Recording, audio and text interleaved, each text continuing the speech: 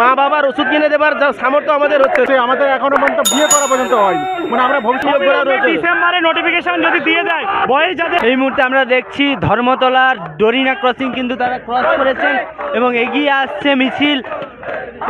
চাকরি প্রার্থীরা কিন্তু একে একে কিন্তু এগিয়ে আসছেন এবং তারা জমায়েত করবেন সম্ভবত সামনের দিকে গিয়ে।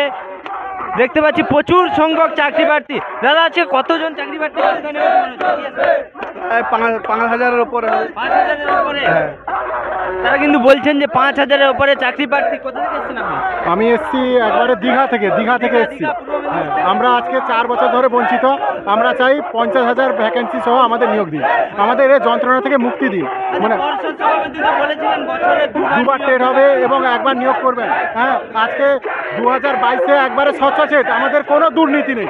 এবার আমরা তাও বসে আছি, আমাদের বয়স বেড়ে যাচ্ছে, আমাদের এখনো পর্যন্ত বিয়ে করা পর্যন্ত হয়নি, মানে আমরা ভবিষ্যতে বিয়ে করবো না কেউ সন্ধ্যা, মানে আমাদের এই পথে মা বাবার ওষুধ কিনে দেবার সামর্থ্য আমাদের হচ্ছে না, এমন একটা অবস্থা। মা বাবারা তাদের পরিশ্রমের মাধ্যমে আমাদের তিল করে বড় করেছে, আজকে বৃদ্ধ বয়সে তাদের দেখার জন্য আমাদের কিছু করার সামর্থ্য নেই। আমি পূর্ব মেদিনীপুর জেলা থেকে এসেছি।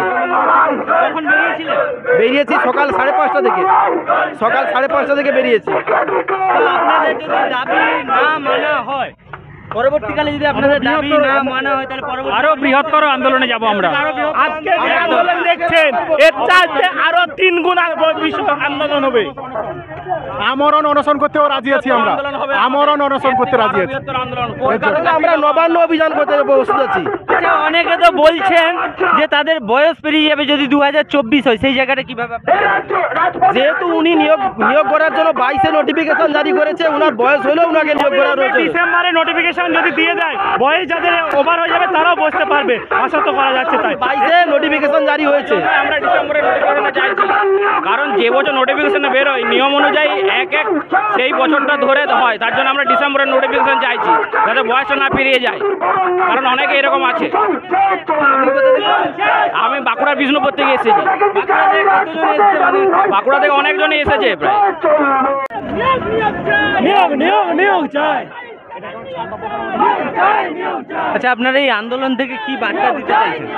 আমাদের বার্তা একটাই, যেমন মুখ্যমন্ত্রী, আমাদের মাননীয় মুখ্যমন্ত্রী যেমন তাড়াতাড়ি আমাদের নিয়োগ দেন এবং অবিলম্বে নিয়োগ দেন 50,000 ভ্যাকেন্সি সহ। আচ্ছা, যদি আপনাদের এই দাবি না মানে আপনারা তো তাহলে আমরা আরো বড় বৃহত্তর আন্দোলনের জন্য আমরা পথে নামবো। আচ্ছা, ধর্মতলায় আপনাদের কি কর্মসূচি রয়েছে?